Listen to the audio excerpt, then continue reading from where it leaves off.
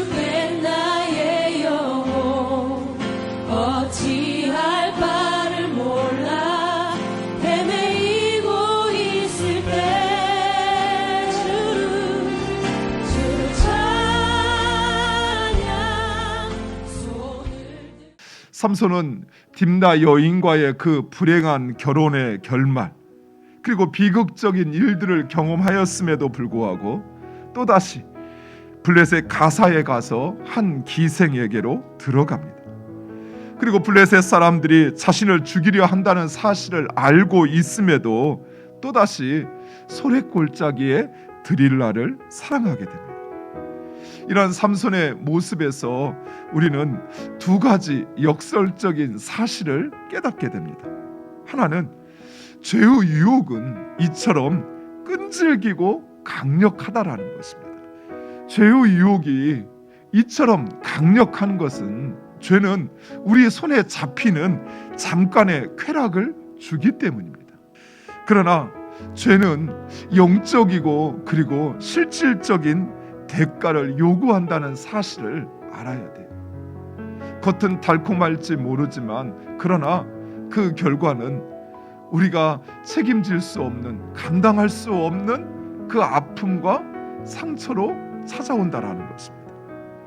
이러한 죄의 유혹을 이길 수 있는 강력한 방법을 하나 소개해드리고자 합니다. 그것은 바로 내 주변에 있는 건강한 신앙인들에게 도움을 요청하는 것입니다.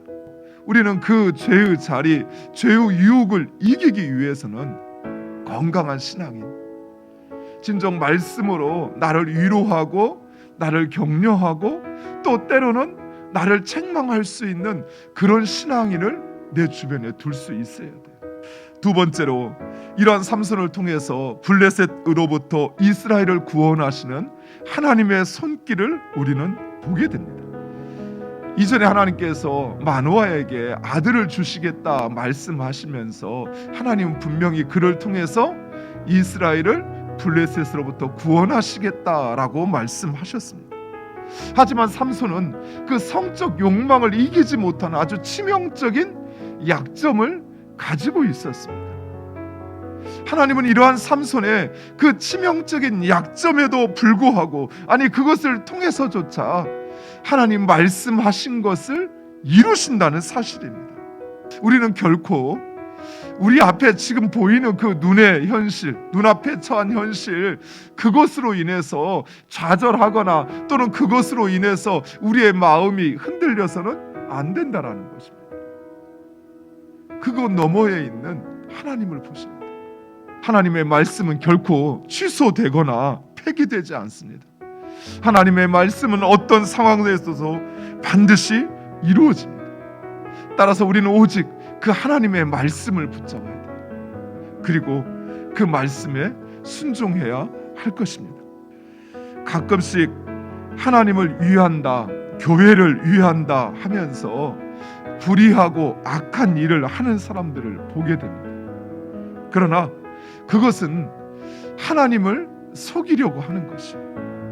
내가 하려고 하는 것이 진정 하나님을 위한 일이라고 한다면 그 하는 방법도 하나님이 원하시는 방법으로 해야 한다라는 것입니다. 하나님은 누구든 어떻게든 하나님의 교회를 세우시고 이루어 가십니다. 문제는 내가 그 하나님의 뜻에 순종하고 하나님의 방법으로 행하면 교회도 살아나고 교회도 성장하고 나도 살게 돼요. 그러나 내가 교회를 성장한답시고 인간의 생각과 방법으로 행하게 될 때 교회는 성장하고 교회는 부흥할지 모르지만 문제는 나는 비참한 결말을 맞이한다.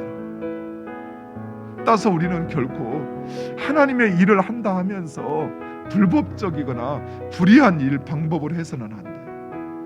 하나님이 원하시는 그 뜻을, 그 방법을, 그 말씀을 쫓아 행하여야 한다는 것입니다.